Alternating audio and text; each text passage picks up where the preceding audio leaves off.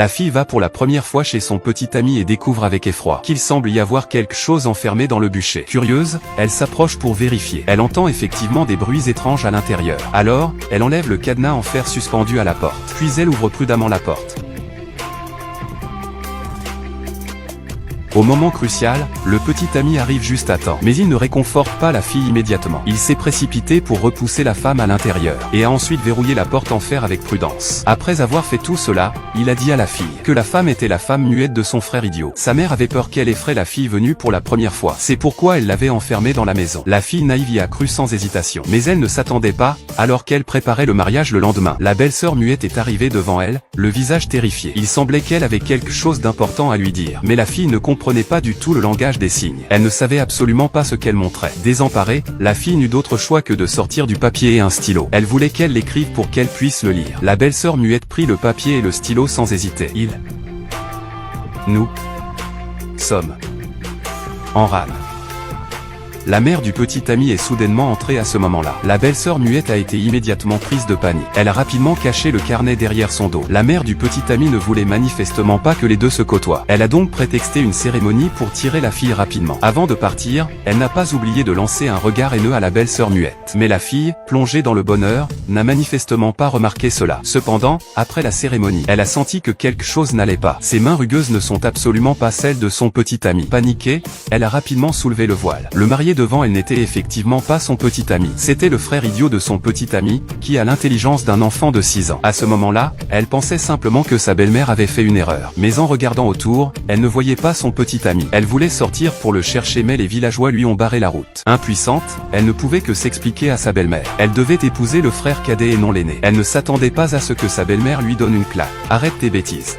Viens vite avec notre famille. Le mariage de Reine Dafou. Puis, sans attendre que la fille parle, la belle-mère a appelé les villageois à se précipiter, en la forçant à accomplir le rituel de mariage avec l'idiot, jusqu'à ce que les villageois la jettent brutalement dans la chambre nuptiale. Elle a réalisé qu'elle était peut-être tombée entre les mains de trafiquants. Pour survivre, elle n'a pas hésité à s'agenouiller devant la belle-mère. Tante, je vous en prie, libérez-moi. Que veux-tu? Je peux tout te donner. Je te demande juste de me laisser partir. Prends bien soin de notre famille. Donne un fils à Dafou, et tu auras une belle vie. Dafou, es-tu capable? Non, je vais t'aider. Ne retarde pas la bonne affaire de notre famille. Sœur Chou, quelle chance! Cette belle fille est une citadine. Bien sûr, notre famille Dafou a de la chance. Bien sûr, il faut épouser une bonne femme. Attends d'avoir une opportunité. Pour ton fils aussi, trouve-lui une femme de la ville. Merci, merci. Vous êtes vraiment des malins. En rang, prends soin de toi. Profite ici. Après avoir parlé, la belle-mère est partie avec un groupe de personnes. Elle a voulu s'échapper, mais la porte était déjà verrouillée. Le simple d'esprit a bondi vers elle avec un sourire cruel. Au moment critique, elle a attrapé la brosse de nettoyage. D'un coup, elle a assommé le simple d'esprit. Mais juste au moment où elle voulait ouvrir la porte, la belle-sœur muette a soudainement fait irruption. Ne t'approche pas, ne t'approche pas. Toute leur famille est une bande d'escrocs. Ils vont frapper. Vite, fuyons. C'est méchant. Grande sœur, fuyons vite, pars vite. Vite, pars vite. Ne t'occupe pas de moi.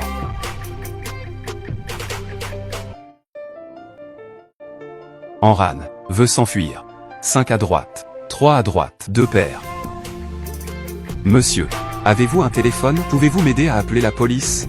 Grand chaudron, avez-vous un téléphone? Un téléphone carré. Prêtez-moi pour passer un coup de fil. Aidez-moi à appeler la police. Non. Madame, je suis vraiment victime de trafic.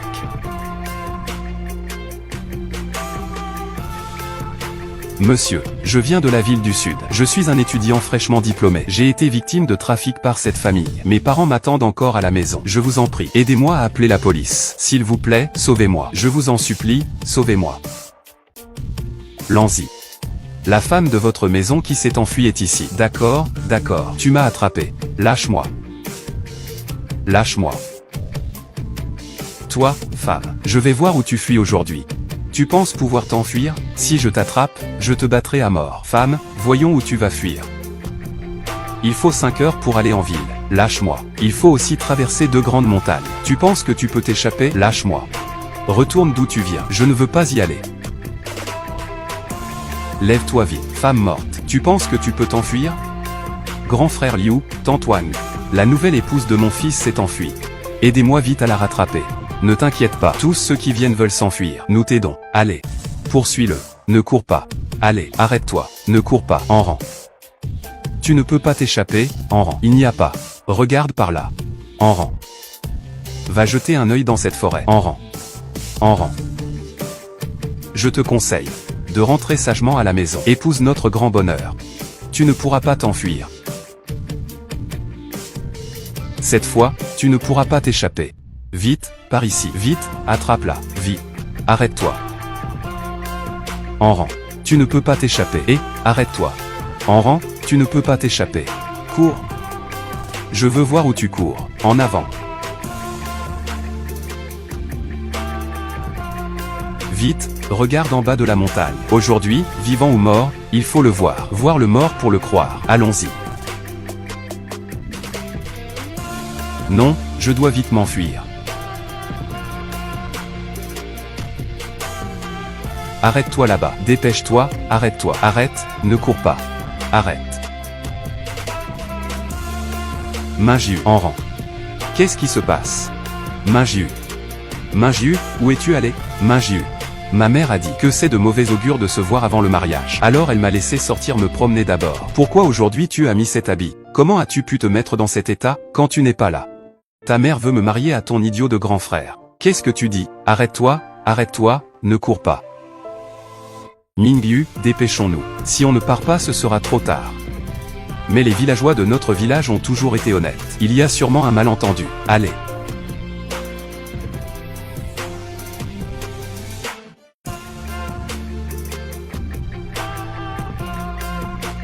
Belle-sœur. Ne reste pas là, appelle la police. On ne peut pas simplement être enfermé comme ça. Ça ne sert à rien. On ne peut pas s'échapper. C'est toi qui m'as assommé. Exactement. Dépêchons-nous de partir. Est-ce que je vais vraiment passer ma vie coincée dans cet endroit? Et les gens de la famille Li, il y a des gens qui arrivent, vous n'allez pas les saluer? Chef du village, qu'est-ce que ça va, oncle? Qu'est-ce qui se passe? C'est une urgence énorme. Le maire vient à notre village à 16 h. Oncle, c'est une bonne nouvelle. Eh bien, Minjiu, tu as beaucoup étudié et tu as de l'expérience. Aide ton oncle à recevoir. Pas de problème, je m'en charge. Alors moi, je vais d'abord me changer. Continuez de parler. En plus des rondes, le maire doit aussi rendre visite aux villageois. Soyez prudents. Évitez de dire des bêtises. Ne vous inquiétez pas. Je comprends. Minjiu. Je t'attends dehors. D'accord. Les gens de dehors sont arrivés. Je suis sauvé. Mais comment vais-je m'échapper d'ici? Pour les rencontrer. L'oncle est arrivé.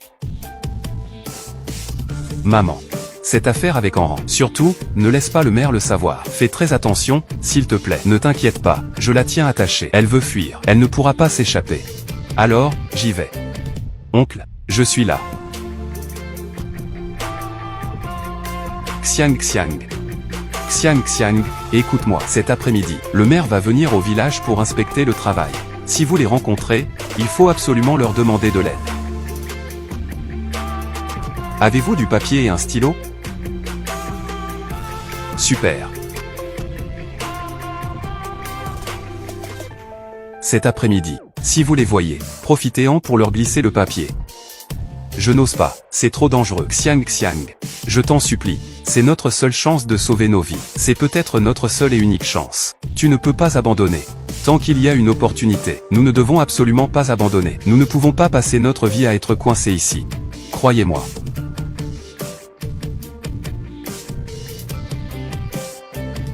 S'il te plaît.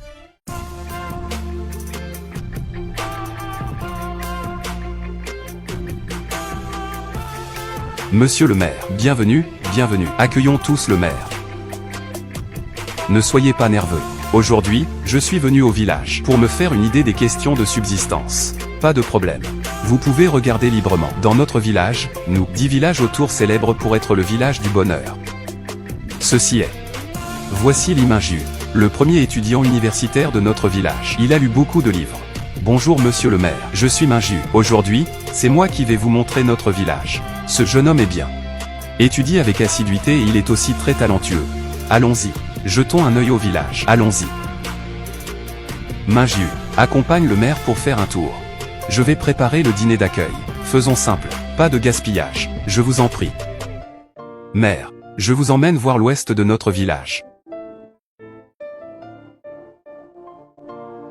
Toi, l'imbécile muet, tu ne vois pas quelle est la situation aujourd'hui. Tu n'as pas peur d'offenser une personne importante. D'accord, d'accord. Retourne vite t'occuper d'Enran. Cette fille est louche. Que fait-elle?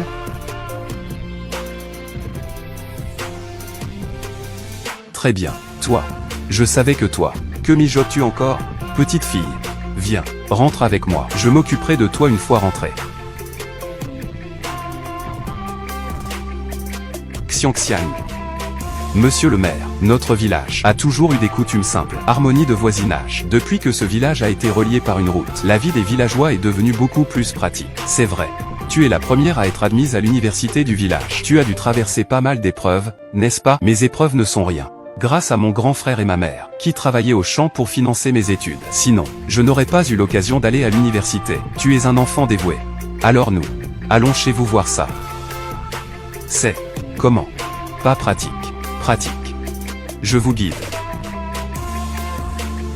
À l'aide. Ne frappe pas. Défucu. À l'aide. C'est ce que tu disais. Les gens sont simples et honnêtes. Va vite sauver la personne. Mère.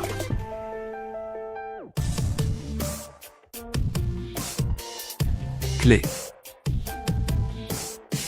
Je vous en prie, sauvez-moi. J'ai été enlevé.